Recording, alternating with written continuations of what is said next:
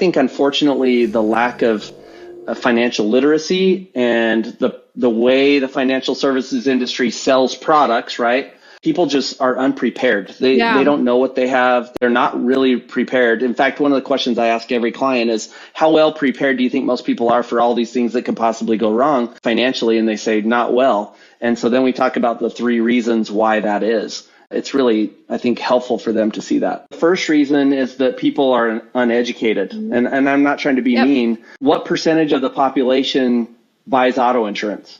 Just as an easy example. Because you Hopefully have to, all of them, though. right? How much education do they get when they buy it? No. One of the questions we ask our clients is, how did you decide the levels of coverage that you have?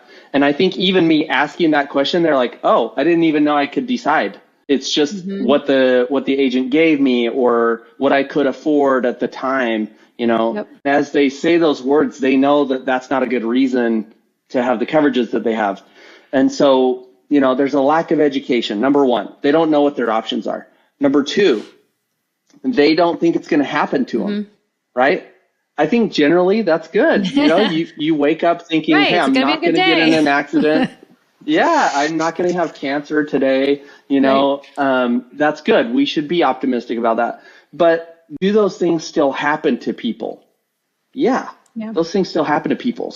People still get in car accidents that didn't expect it. People get a lab result that they didn't expect at some point.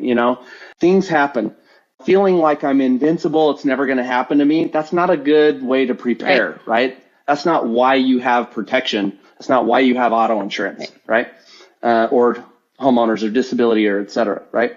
The third reason is because they think it's going to cost too much. So let me ask you this. If you don't know what your options are, do you really know what it's going to cost? Right. You don't. So it's actually the perception. It's the perception of the cost. We see this all the time.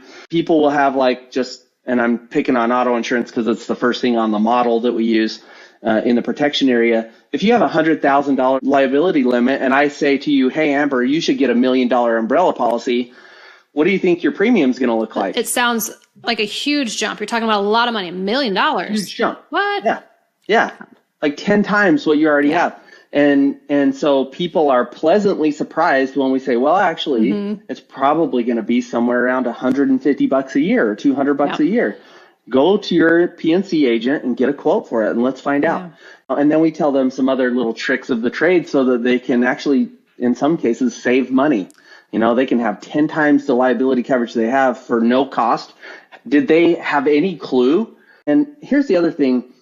I think the industry, especially on the insurance side, is so price focused, so premium focused that they're shooting themselves in the foot because you and I and David, we would all pay more for a better meal at a better restaurant, right? We would all pay more for a better experience, right? And people will pay more if they understand the why behind their coverages and they feel like, hey, I chose this. I know why I'm paying for this. Right. In most cases, they'll pay more to have better protection.